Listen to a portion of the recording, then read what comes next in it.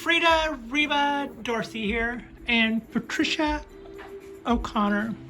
Today I'm grabbing a few tools and going out on the bench. And I like to talk about these guys. These guys are 740, 750 watts each. Their cords run across the top. As you can see, there's a ceiling up there, so no, I don't have overhead sun that I'm blocking with grow light. Somebody thought that. There's the rig that holds them. There's a common household utility cord, nothing utility grade there. Then they plug into that timer, into that cube tap, which is a pretty okay cube tap. It's rated at like 30 amps, and so yeah. And then that's on a on an outdoor outlet that is grounded. What do you call it? Ground fault. So I thought that since I've been doing this for a minute, these are, I believe, what we would call full spectrum. So that's 1,500 watts of grow light firepower. And they are not laid out for their light to go in a square pattern. I believe that they are, it was told to me that they would light a 4x5 area. So that probably would still now be, that would now probably be, since I made that longer, I'm guessing that would make that a,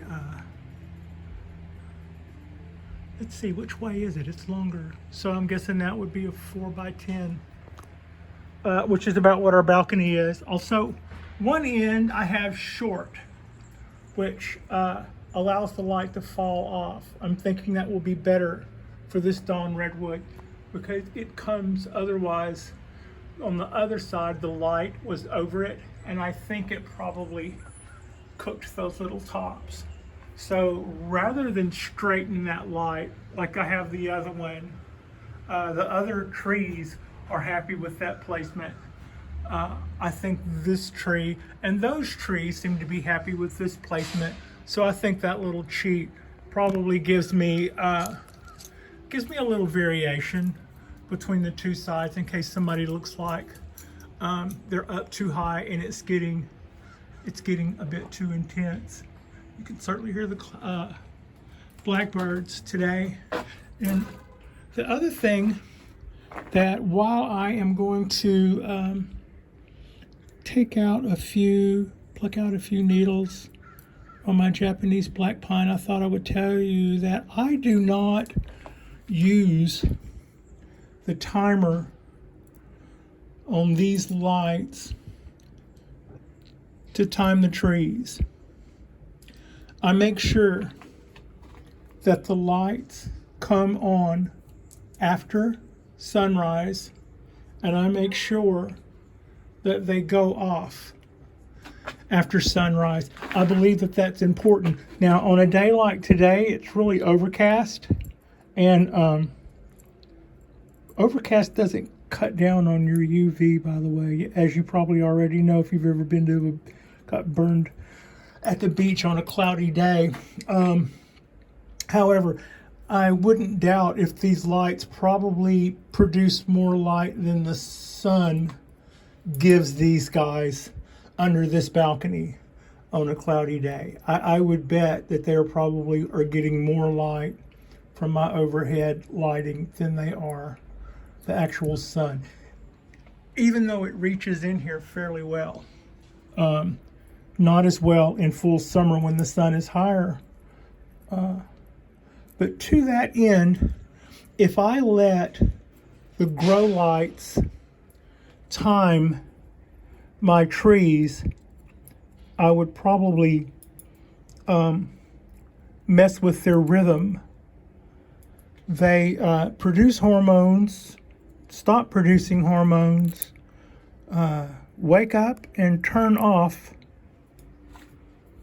based on the information they get on the shortening and the lengthening of the day.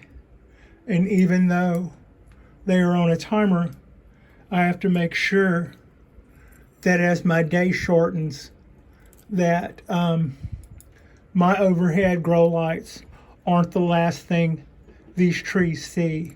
Because if that's the case, I would be altering their natural rhythm. And I wonder if my past grow history under grow lights, I kind of wonder if I need to pass that along to people. I bet there's a lot of people who have their tropicals inside, and it's on a grow light, and maybe they have their grow light on a timer, but I wonder if they then go back and shorten the lighting, the photo period of the trees as the days get shorter outside.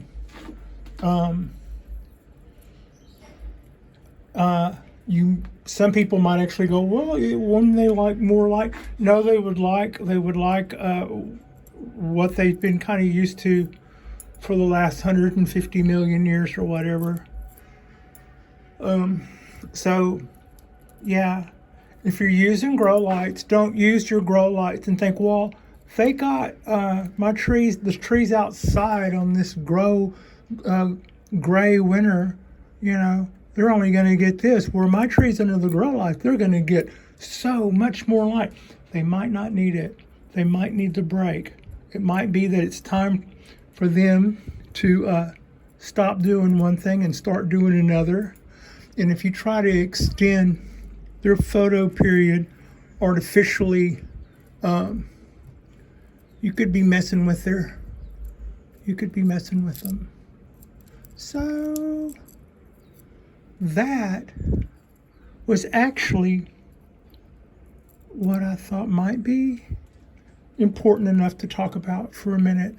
And with that exception, I would say that timers are very, very handy and a big help at staying consistent. The way I have my trees set up right now is they get a nice, good, healthy dose of full spectrum light for 6 hours plus at least. But I do make sure that my lights don't come on until an hour after sunrise, and I make sure that they're off 45 minutes to an hour before sunset. I say it that way because I'm chasing that one a little more as our days get shorter. But yeah, I don't want these lights to be on when the sun's down. That will totally mess with their that'll totally mess with them. So that's a little bit more cleanup. I'm cleaning up all these needles on my cork bark black pine. I sure am thankful for this tree. I love this tree. Got anything else I can take out of here while I'm here? And also, I am thankful for you guys. We are, our algorithm seems to have straightened itself out from my little throwing a wrench in the. I was a saboteur. A sabot is the name of a French shoe. And in the days when the cotton loom was invented, it took the dreams away from the workers in the field in France who dreamed of being cotton weavers rather than being field hands. And the loom eliminated that job. But it was a really complex thing. And when you think of wooden shoes, here in America, we tend to think of Holland and wooden shoes. But in France, they used them in the muddy fields, and they were called sabots. Sabots. And if you wanted to mess up a loom for a couple of weeks, you might take your sabots off that are all muddy and throw them into the works as you pass the building that the loom was in. And that became such a common practice of rebellion amongst the laborers that it gave birth to the term sabotage, which, as you are rolling your eyes because I'm dragging it out to say, is where we get sabotage. Yeah. And from there, we go to the Beastie Boys. All right. No more dad jokes, I promise. I enjoy this beautiful Saturday. This is a 10-minute video, 11-minute video about lighting and timing while I pluck brown needles. I so appreciate you. Like and subscribe if you haven't already, and I will drop another video on Monday.